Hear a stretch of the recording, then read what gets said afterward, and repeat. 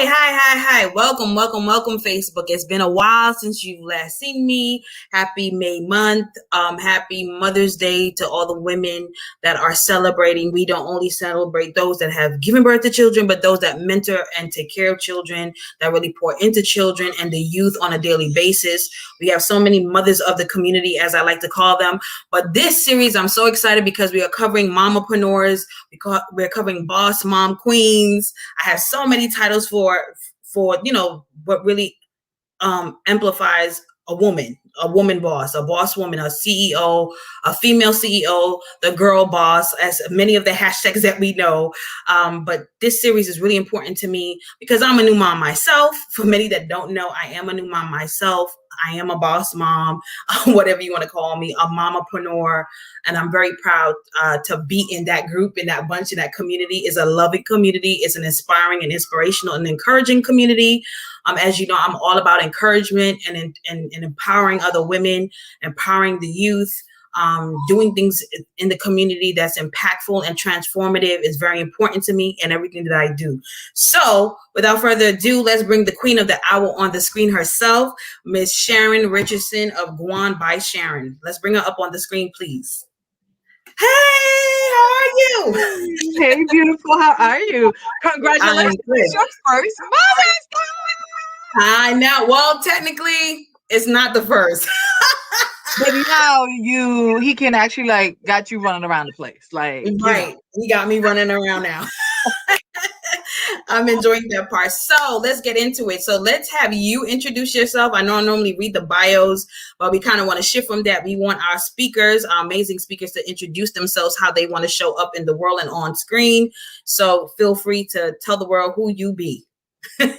Hey. My name is Charon and Richardson, and I hail from the U.S. Virgin Islands. My brand is called Guan by Charon. And in my native tongue, Guan means go ahead. So when I created this brand, it was to empower women to go ahead and just embrace their body at any size and any shape that it is. I am a real life fashion designer. I have a degree. I graduated from FIT many donkey moons ago. We're not going to go there because I still look young. So I'm not going to put my age out there, but I do have grandkids and things. Okay. However, I prefer working in the industry. When I worked in the fashion world, the lack of diversity for sizes was really bad. It only went up to a large, and I had to design only for there and design clothes that didn't fit me. Imagine that. They go to the store, they're there, I design all this stuff, and I could never wear it. It didn't fit me. It wasn't made for our types of bodies. So I said the moment and the time that I can start a brand that reflects us, reflects who we are, reflects our body shape, and show that women are beautiful at any size versus what the media has shown. So Guan really is about empowering women to embrace all parts of them. I am the CEO, designer, style curator of Guan by Charon for almost, we're going on 14 years. And so truly blessed. It's been a long, hard road, long, hard lessons, but I am truly excited about this. So that's just me in a nutshell. Just a unicorn out here, just trying to make everybody fabulous. That's it. Oh, that's right. Can we have the side-by-side screens, please? Thank you. So let's get into the nitty-gritty. Let's get to the fun stuff, because this is a woman that's a walking book of knowledge. She is down to earth. She's going to give you the real. She's not going to give you the fluff. So let's get into her interview. So the first question I always like to ask my guests is, how would you describe yourself? How would you describe Charon versus Charon, the CEO, the boss, the queen? It's funny because I was talking about that the other day. When you build your own brand and your brand is you are the brand. So really, there's not a separation for me. Guan is Charon and Charon is Guan. So if it's on Guan, that means I would wear it, rock it, and do it. I feel like I'm a fair, equal boss. I try to hire as much minority young women as possible so that I could implant seeds that will blossom for centuries later, because I Mhm. felt like that was something that I was lacking. Like there was nobody who was nurturing when I was coming up in the industry. It was always like, what you want, what you this. So I try not to be Mm, that person. I want to mm, make sure that, I can impart knowledge and wisdom on them. So for me, being a CEO and just regular Sharon is just one and the same. Same island gal, just want some good old fried chicken and a beer and a coconut tree. I good. I cannot. I love it. Good. So tell me about, take me back to the little girl when you first realized I want to be a fashion designer, a fashion icon. Take me back to that place. Wow. So this is crazy, right? I didn't grow up wanting to be a fashion designer. I didn't even Mm, know there was such a thing. I did, however, know who I didn't want to be or what I mm, didn't want for myself. So that was always clear. Growing up on an island like any other island or community, I only knew what I saw. So I saw nurses, doctors, lawyers, teachers. I don't got none of that. I don't got no patience. If I had to be a nurse or a teacher, somebody's kid or patient would be locked up in a closet somewhere. Like it's so not like my thing, right? And it's okay. right, I knew that I right. couldn't. However, I just couldn't find that thing because it wasn't there. So I got married and was trying to do the wifely stay at home thing. Girl, I was so bored out of my scalp. I was like, okay, let me take a sewing class. I want to say I was about 22. And Mm, I took that sewing class, and the first thing he taught us was how to make a pencil skirt. Right. So I go mm, home. He taught me. I'd go home. I come back with a pencil skirt with ruffles hanging off the side and some other thing. He goes, who taught you how to do this? I thought you said you didn't sew before. I said I didn't. This is my first time. He said, I don't understand. So he gave me another project and he goes, all right.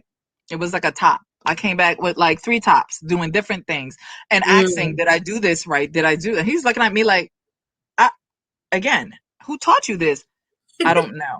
So his name was Ivan. I don't remember his last name.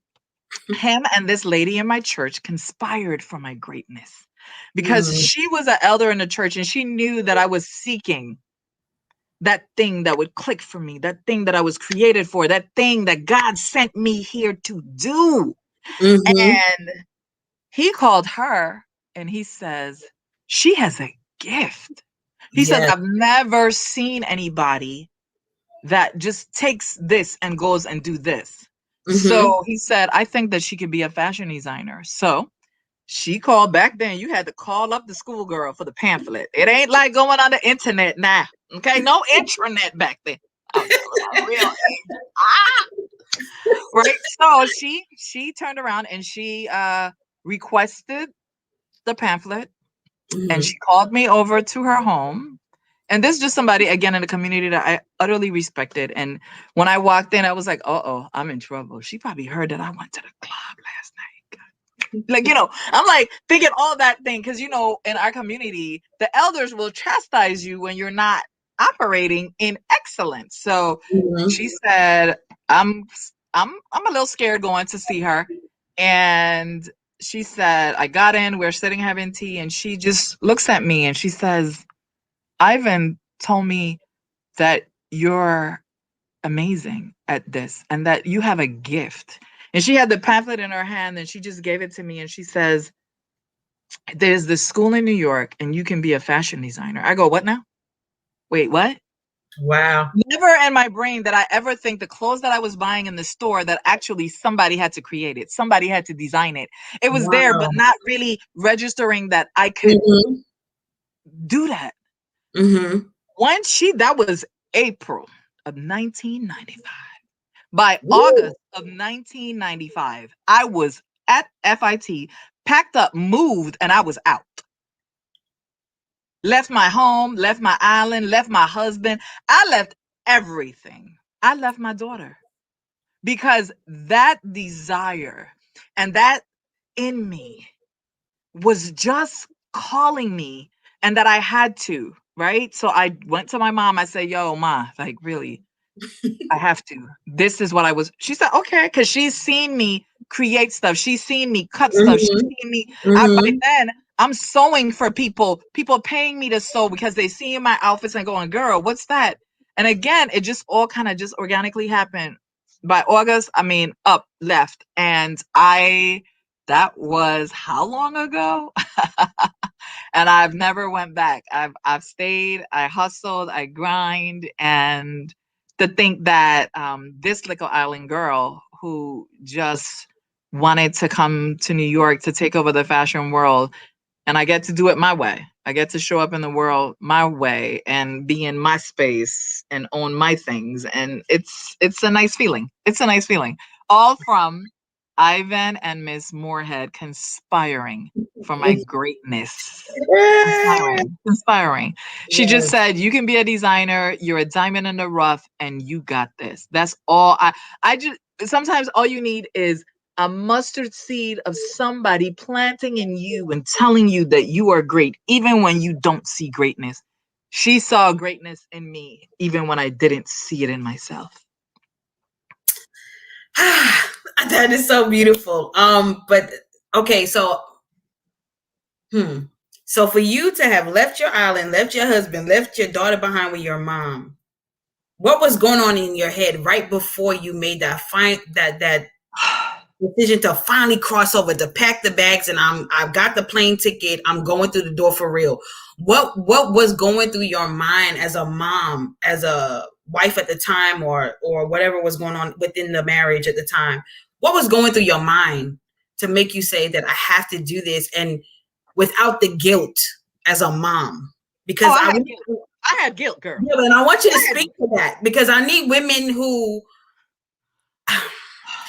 have to sometimes even walk away from even that being a mom. Like, it's not that you're not a mom, that can't be taken away from you have a child, right? Your child is your child. That's not going to change. But I really want you to speak to that mom that is struggling with that guilt, but she knows in her heart that this is her calling. How do you speak to that mom? Go. So for me, yeah, it was hard. There is a 45-minute plane ride from St. Croix to Puerto Rico for us to change planes. I cried that whole way. Not baby cry, snot cry. I'm leaving my baby. That was the hardest thing ever. But in order for me to be great and be the best mom that I can be for her so that I can provide a life that was extraordinary. I had to make sure that I fed my soul. Nobody ever told me that. I just knew in order for me to be great, Mm, in order for her to be all that she could be, she needs to see that I became all that I could be in spite of. hmm, Backstory: I came home 15 and pregnant.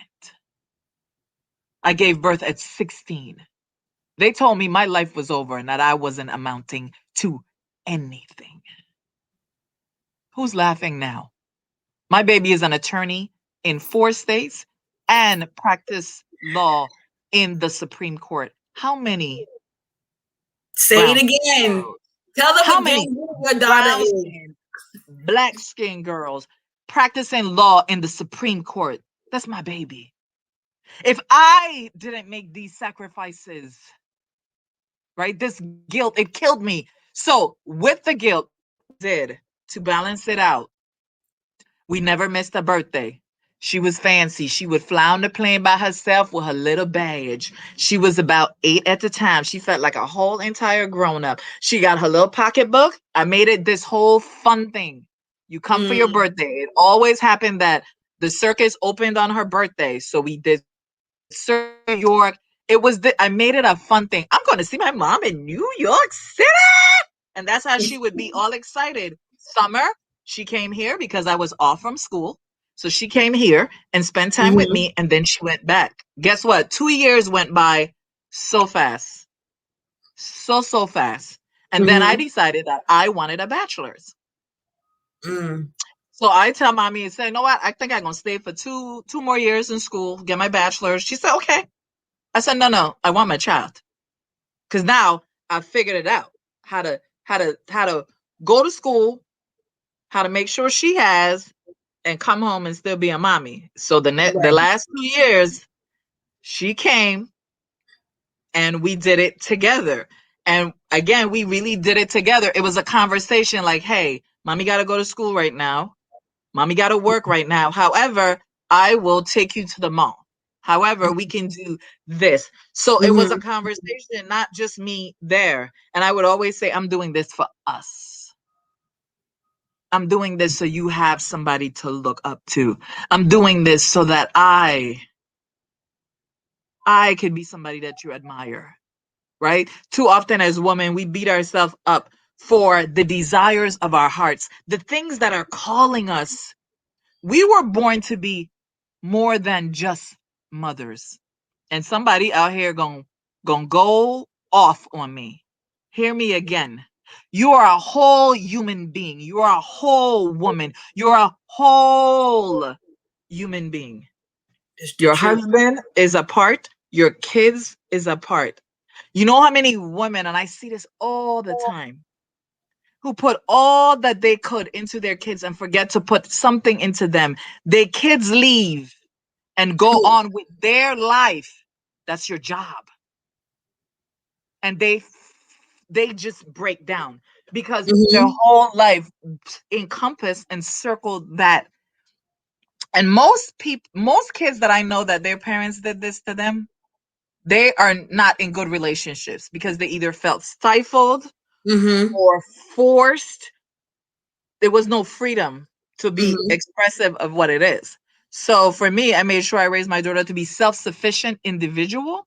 So Mm-hmm. even when I would travel to China and stuff like that, all right, go to your auntie. You know this, you know where, we had little hiding places in the house. Like if you need money, okay, this is level 1, this level 2. You don't hit that, don't break that unless it's level 3. And make sure you call me before you break that one. You know what I mean? Like, so we had all these various things set up that was just for us. And even to this day, we wouldn't verbally say I love you, but you will see my daughter, and at times she'll just rub my shoulder like that, or I'll Mm-hmm. rub her shoulder. That's the way that we communicate. That's the way that we tell each other how we feel about each other. And yeah, so we as women need to also feed our soul while we're Mm-hmm. feeding our offspring's soul. Gone are the days where moms are raggedy, tired. Yeah, you're tired, but self care is a balance. Reach Right. out to your auntie. Tell your hubby, Right. yo, I need 10 minutes. You know Mm-hmm. what? Here, take this baby boo. I'm out. I'm going to the mall. I'm gonna get me a cocktail or five. Boo bye. Boo bye. Boo bye. Right? And Yeah. so it is, and I still see this mom guilt and mom shaming. Yeah. We got to do better as women. We Yeah. got to do better. Everybody has an opinion. And so, but nobody cares. I don't want to hear your opinion. It doesn't matter. It's my life. I choose to do what I choose. Do I regret it? Never. My daughter would never have been who she is right now if I didn't move, if I didn't migrate, right? Yeah, island life is great and it's beautiful that everywhere I went there was an ocean. However, it limited certain things that I could do and expand past because it wasn't offered on the island. So definitely my life has changed and I don't regret it. I Right. mean, I guess we could ask my daughter if she was all right with it, but Yeah. she an Yeah. attorney in 4 states. She all right. She's doing good. She's doing good. I have two beautiful babies. That's and, great. and an amazing husband at that. Let's put that out there as well. Okay. Yes. Um, Yes. so yeah, so I want to thank the viewers that are tuning in, Adonica, Quay, Stephanie. I know Stephanie, you made a comment that, it was a blessing for her to have someone to watch her child for 2 years while she did that, but she did say, the next 2 years for her to continue to get her bachelor, she took her baby, right? And there's many women, as we know, that have never had anyone to help them. They had to take care of the kid on their own and still build their businesses from the ground up. So it's not that it can be done, is what are you willing to, how much are you willing to sacrifice to make the call on your life a reality, right? So everyone has their stories. This is, the thing with this platform that God has allowed me to create, it's about being raw and authentic and transparent and really walking in your truth, being in your truth without any apology. Right? So we all want all that are tuning in with the comments, let's be mindful of that. Let's hear each other's stories. Let's not be judgmental, because if you really do the search, there are many women out here that have more children than what Sharon is talking about, and they're doing the businesses by themselves, going to school. We have seen posts on Instagram with women who just gave birth and taking exams right after giving birth. It's on Instagram. So it's not that it cannot be done. It's how much are you willing to make the sacrifice for the call that's on your life, and what you really want to do, and what you were created to do. So I just wanted to put that out there. And there's nothing against you. It's all out of love, Stephanie. But I don't want women to have this idea, because we have to come out of this mentality that, oh, lucky for you, someone helped you. No, you have to rise to the occasion. And like I said, I know many stories. I know many, many stories personal, and I have my own stories where there's a lot of things where people think that you have a tribe or you have a community, but those are just people taking up spaces. It's not necessarily that the woman has the tribe and the community that's really helping her like you think it's going on. It's not always what it looks like. So let's be mindful of that. Let's be kind. This is a judge-free zone. Amen. So let me get back. I just wanted to put that out there because I have to cover the ground. I have to cover the ground and put it out there.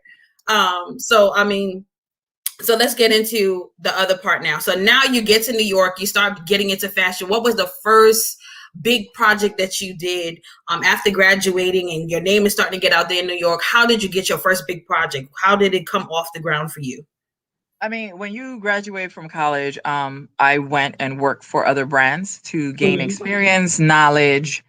So my first company was, I don't even remember, girl. It's so long ago, girl. But I've worked at some big companies where my stuff has been like in Bergdorf's, down to the Walmarts of the world, down to the Bloomies of the world, the Lord and Taylor's, which is not around anymore. Macy's was a big client of mine. I have done stuff in Lane Bryant Avenue. We used to handle a lot of private labeling. And so with that means that, how to say, the outside world doesn't know that that's my design because it's Lane Bryant's label on it or a Bloomie's label. But the industry, they're clear. They know who designs for who, how much margin and all this stuff has made money. So usually that's the thing. So for me, I think my big moment was that I worked at Liz Claiborne, and that was fun because they came looking for me. They sought me. They were like, we heard about you. Come here. And I was like, no, I'm happy at my job. They were like, no. And I was like, what? And they were like, no, we'll give you this. I was like, oh. And you can have this. And I was like, oh. And so that was the first time. And I think I was in the industry probably for like 4-5 years when they came looking for me. So to have that, in the designer streets, that they're coming and they're looking. So I like did a project, and the girl said, listen, this is just, you could just do this project, but this is just for red tape. You basically got the job, right? So came in, left my other good job to come to Liz, and then it happened again. Somebody came recruiting me and dazzled China trips and European trips. I was like, what? I'm out, right? And so that was another great thing. So this little island girls, like in Korea, hanging out with the Korean people, like, hey, boo, hey. And they all looking at me like, you look like Queen Latifah.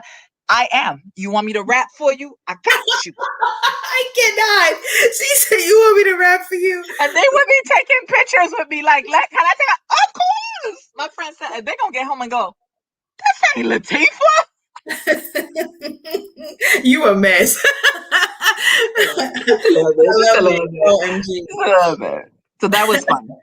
Yeah, so I mean, even in that, the experience of traveling, like, what was that like? Your little island girl traveling to China. I mean, I can't even imagine. And them plane rides are long. So, I you mean, my know. first. This is to tell you how amazing my daughter is too.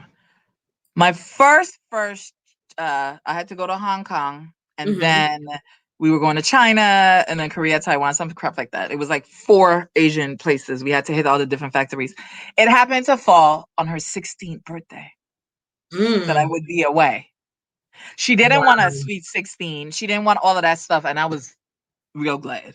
She just wanted to have dinner at her favorite Italian restaurant where they hand make, the pastas and stuff. And I was like, no problem. And so I went to her and I said, yo, I got this opportunity. And she was like, go. I was like, you only turned 16 once. She said, yeah, but I could so you can buy me this in Hong Kong. And then we can have dinner after. So my daughter empowered me to leave Wow. on her 16th birthday because she understood that it meant so much to me. So even if imagine at her age she probably felt that way, she was like, "No, mommy, go. That's gonna be so great for you. Wow." So of course I come Wow. back with like she loved pearls, so I brought her back some pearls and diamonds and stuff like that. She still has it to this day, but it was it was that my first trip there. First of all, to be on a plane for 22 hours. But praise the Lord, she I didn't fly know. coach. We didn't I fly coach. know. We fly business and had a nice, laid out bed. And then I go in and it was funny because um I think that was over almost 14 years. And so, times were different. We all know. So I'm walking in the plane, the lady going that way. I said, nah, ma'am, I go this way. She looking like, oh, I'm sorry. Now it's like Korean Air. She's like, oh, I'm sorry. So she looks, she go, oh, Miss Richardson. And then she takes me to my seat. And then she says, you want champagne? I was like, yeah. So she bring me a little glass. I was like, no, I'm gonna need a big glass. She was like, no, by FDA rules, whatever. So I said, well, keep it coming until I pass out. And that's literally what she did. She just kept pouring it the whole way. Then I fell asleep. Then you wake up. And then the time really passed by when you got the TV to watch and all this kind of stuff. So it Mhm. was nice that just a little island girl going across there on the other side of the world, and Mm. my parents were just wow, like Right. wow, Right. wow. We couldn't even see this for your life. And so I never tired of that, just Hmm. going across there to immerse myself in the culture and, just Hmm. shopping trips and things. And some parts of these rural Chinese area, they had never seen a black person either. So I would Hmm. stand there and they would just touch my skin and be like, can you touch, yeah, you can touch me, girl. Touch me. Touch me. Yeah, no. But it's fun. Yes, yes, yes, absolutely. So, let's get a little bit into business. How do you handle the business side of things, like making your deals, your contracts? How did you gain your respect in your game? Because you've been, you have longevity and legacy that you're building. So how do you teach that to someone that's coming up in the fashion world, especially for Black and brown girls? I would say listen to your inner voice and know your worth, right? I feel like people just naturally want to nickel and dime you Hmm. for everything. So for me, from a business perspective, if it don't make sense, dollar wise, money wise, percentage wise, margin wise, I'm not doing it because I Hmm. did that before. And the reason that it took me this long to get where I got to having 2 studio spaces, we and all this stuff. Why? Because I allowed people to dictate to me what my worth was. So when I wanted to charge this, they would say, but I can only afford this, right? Pay me Hmm. that, or go buy $1,000 pair of Gucci shoes to wear with my dress that they nickel and dimed me for. Do not allow people to nickel and dime you. Mm-hmm. You are valuable, you are worthy, and what you have to bring is amazing. So if they can't afford it and afford you, that's okay. That's Right. okay. But what I don't like people doing is going, "Oh my God, that stuff is so expensive. Can you cut? Can you sew? Can you make patterns? Can you sketch? Do you know fabrics?" I'm just trying to come up like, do you have experience? No, right? So you can't decide and tell somebody what it should be. You just go, okay, thank you. That's it. Right. Right. So I would say to these young designers, know your worth, stick with it, and value what you have to bring to the table. Point blank, period. Right, right. So okay, so when you had a bad deal, how did you handle that situation? Can you kind of give them some tips, some tools, some tricks? How did you handle that? How do you navigate those conversations when you may have, Man, even if you may have signed and you're like, no, wait, hold up, what did I just sign? Like, how did you go about those oh, situations? I just don't sign stuff like that. Right, I have the attorneys look at it really. right. Um, I have been in situations where we have I will say don't sign nothing unless you have somebody look at it, and we have amended Mhm, contracts as time mhm, go along. If the deal isn't working the way that it should have or something needs to shift, I will amend a contract. mhm, I have had the grown up uncomfortable conversations when you want to close a contract in the middle of it. I've had those mhm, things. Um, and it's just a matter of not disempowering the person who didn't meet your expectations, is mhm, releasing them so that they could go off and do something better and greater for somebody else, right? Because mhm, sometimes we want ABC but they're giving DEF, and that's okay. But it's a mhm. matter of just being, I feel like you can always tell somebody, hey, your service is no longer needed without dishonoring them and disrespecting them and making them Right. feel like crap. It's like, Mhm, hey, it just, yeah. Like even for me, this is a perfect example. I'm gonna put my business out there. So I had a photographer. However, we did sign a contract. However, she wanted me to lock in. No, I addended. And then it turned around. She wasn't meeting, like I would have photo shoots and none of the photos I could use, right? She mhm. kept telling me she was doing that. No. So I called her and we just had the conversation. Yo, sis, love you. Love your style on other people. However, I'm not getting that. How can I help you give me that? Right? Different than Right. what the F, what you doing, and why. How can I help you give me what I need? Right? So Right. I gave her a couple of chances. And then in the end, it didn't pan out. We had two more photo shoots after that, and two more shoots that I couldn't use the goods. So guess what? We both just decided that it was fine, and we still cool. It was just it's just dissolved. But it's Right. conversations, and it's Mhm. both people need to be open to these conversations because we might have great businesses separate, but we might not work together and can make stuff amazing together. And that's okay. Not saying that you're not good and Right. I'm not Right. good. We just not good together. We're Right. not peanut butter and jelly. We peanut butter and mayo. Anybody got time for no peanut butter and mayo? That might be Right. good too. I don't know. Yeah. No, that's good. One person, hi, Sister Leah. One person asks, how do you go about finding a qualified attorney?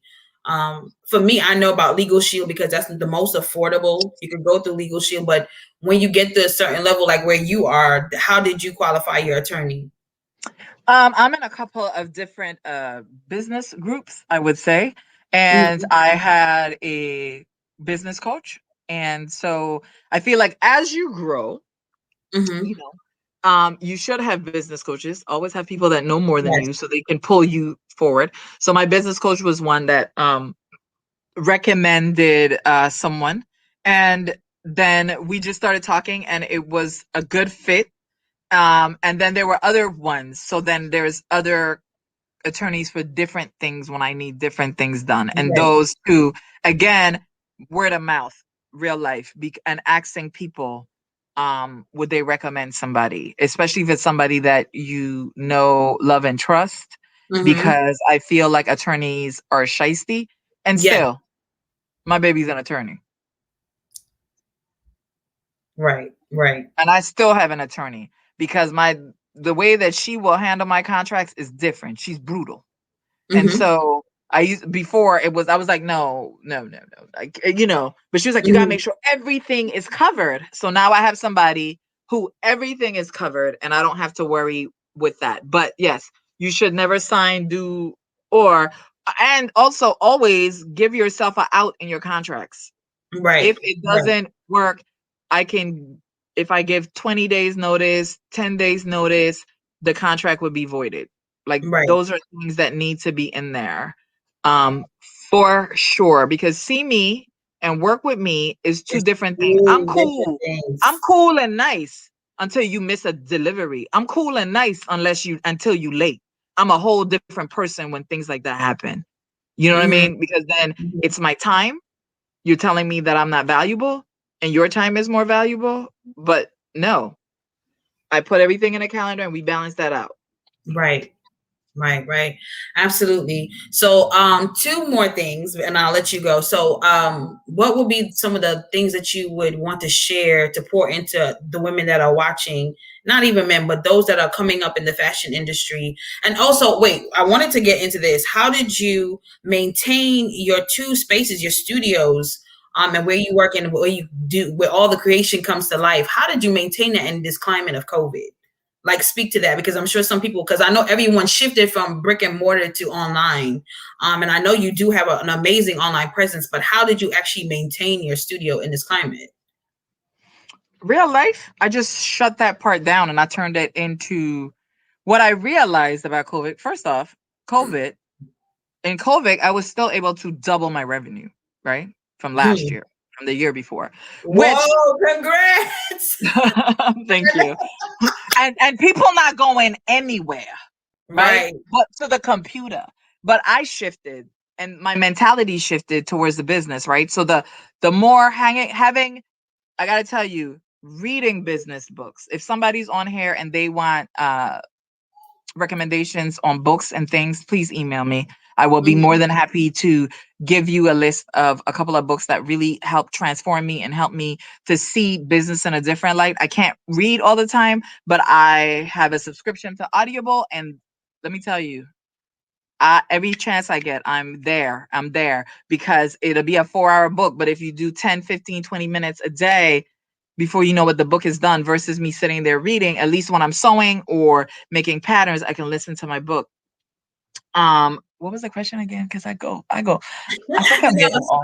I made a combination to kind of wrap it up quickly, but I said, how did you survive in COVID? You said that your income, your monies for the business actually doubled in this climate, even though no one is really going anywhere. Now it's slowly being lifted, but how did you make that shift? Relationships. I Right, already had relationships with my customers, and it was just a question: what do you need? mm, Right? A lot of times we don't reach out to our customers. So right, my customers who are loyal, not even loyal, they are return customers on a regular basis, right? So I have people that buy from me weekly. I drop weekly in my private group, and weekly they buy, and weekly they've been buying, right? And mhm, so what do you need? They told me what they need. Guess what I did? I went and got what they need. What they needed happened to be what the other women needed, what the other people on the outside of my group needed, right? These were things that I didn't even know we needed until we needed it, right, right? And so then I just created a business around that, same but different. So I closed down the showroom. So this way I do not have to have people come in because of COVID, right? right, And then all I did, I said, after I said, yo, if I could double my income online, I don't gotta see. Wait, I don't gotta do that. So really, I took the showroom and turn changed it it into your photo studio, your studio. into it's fabrics. It's rolls and rolls of fabric. Oh, and I'm gonna send you a picture, like Yes, legit, please do. floor to ceiling on shelves, just fabric. And then in Wow. the back, we have a standing photo shoot booth thing. We just go, camera is there, lights is there. All you gotta do is click, and we're good to go. So that's what I Hmm. changed it into. And where I'm sitting now is on the other office side where we have machines and all the stuff like that on the other side. So and then eventually, my goal is to buy a building. I know And that's right. that's it. Okay, so that goes into that other question. So what is the goal for the next 2 to 5 years out? So the building, what exactly do you want in the building, or you don't know yet, or you're still kind of like mulling over No, praying? no, I definitely know. So over the Okay. last, and then too, in COVID, I actually became a partner in a manufacturing factory, right? So COVID just made stuff. No way, really? Yeah. So it's just, Listen, it's just I like, cannot. so now to have a building, I would like a building that has three or more, four floors, and then one would be where we receive, the other would be where the factory is, and then on the Mhm, top is where we would handle like all the retail stuff and shipping and all that kind of stuff. So everything really legit is. So I manufacture, mhm. and then we go up, and then we ship out all in one amazing building, I love and it. that's it. That's what I want, with a roof. I want a rooftop, of course, and then so that we all could go upstairs and chill on the rooftop. I'm envisioning this. I see it. I know that it's gonna happen, It's and I'm gonna so excited happen. about it. Like this From this an for me agreement, it's is gonna happen. yes, yes. And And I so better I get pride my myself. visit too. I need a tour. I need a visit. Oh, we I got gotta come on. Yes, that is amazing. I love the vision. So, lastly, what sales? What do you have for the women? What did you do for the Mother's Day sales that are going on and things of that nature? Do you have anything specifically for this month? What's going on for your customers? um usually weekly I send out a discount code. We usually have weekly styles that drop on the outside. Mm-hmm. We are working. I am building back the staff because when COVID came, I was super, super scared. I was like, I'm not, no, don't come around me. Don't even talk to me through the phone. And so then everybody went, and then, now I'm building back the team. So the goal is to, have more on the outside. But if you sign up to the email list, you can definitely get those emails weekly with that will come with styling tips, deals. Sometimes I'll crazy deals. Right. So this week, I'm going to tell you guys, we're going to have head wrap deals. And I'm sitting in front of tons and tons of beautiful African fabrics that just came Show some before we get off of here. just came in, so that Ooh, we are love making head doing wraps this that. week, and these will go out as a nice sale deal, and that's just kind of how it is. So definitely sign up for the email list so that you could get on in there. Follow us on Facebook, Instagram, and all that kind of stuff. I try to share a little bit about my personal life, but I don't know. Yes, you I don't do. You do an awesome job. You have an know. amazing lifestyle brand. You do. Thank you, thank you Funny, very much. very entertaining, engaging, and life changing. I love how your page grown. I remember when a couple of years back, and I'm like, I went to your page and I was like, whoa, what is happening? We haven't spoken in a little bit, and it's just like 360. What is this? Well, I'm just so proud of you. the Like, shift. the Thank shift is you. awesome. The I'm very, shift. very Yes. excited. Many don't Yes. know that she was one of the very first mentors in my life that really pushed me to be more confident in myself, as a woman, and as a boss. She was the one of the very first. She was just like, you really need to get out there. You really need to show, who you are, bring what you are to the table. And I was just like, no, I really don't want to do that. I'm fine working behind the scenes. So, You're perfect. for me to do that now, I hope I'm making you proud that you see me Very, on camera. very proud. Like this, they Very don't know proud. the story. Like you couldn't get me to do nothing. And tell Sharon, telling Miss Richardson no is just not an option. Okay. No, Um, not at all. so, so I'm forever grateful for that. But it's been a pleasure. Definitely want to come have you back on after. So are you going to do like the fashion weeks that are coming up? September is always busy and things of that nature. You're not doing any of that. You're done I, with that, or I actually I don't even like doing fashion shows. you don't really? Mm-mm. Interesting. It's so I think I shouldn't even say that. I just like doing it a little differently than what the thing is. Um, and that's it. But I won't do that. I won't do that. Yeah. Fashion shows is super time consuming. Intense. It takes a lot and a lot Yeah. of resources. I gotta tell you, real life, if you out here as a fashion designer, you ain't making no money at your fashion show, right? So you're Mhm. gonna spend 10K, have a fashion show or more, and people walk out entertained, right? But the Mhm. reality is you do fashion shows when you got money, right? That's advertising money. Fashion shows are advertising money. At this Right. moment, I don't need to advertise because my staff and my revenue balance. So if I'm Mhm. gonna do extra stuff, I need to make sure that my staff can balance. And so that's the key. So as you Right. grow, you outfit yourself with staff so that you can balance and that you are not. And another thing before we go, let's normalize not hustling to the white meat. Can Mm. we do that? Can we do that? I doubled my income, but I worked to the white meat last year because I was by myself. So think about Mm. that. I shipped, designed, put on the line, sold. I did literally everything last year and doubled my income. This is crazy. That hustle, and that's what was behind me. Oh, you can hustle, hustle, girl, hustle, hustle. That what was ingrained in me, right? Mhm. You got to work, work, work all the way.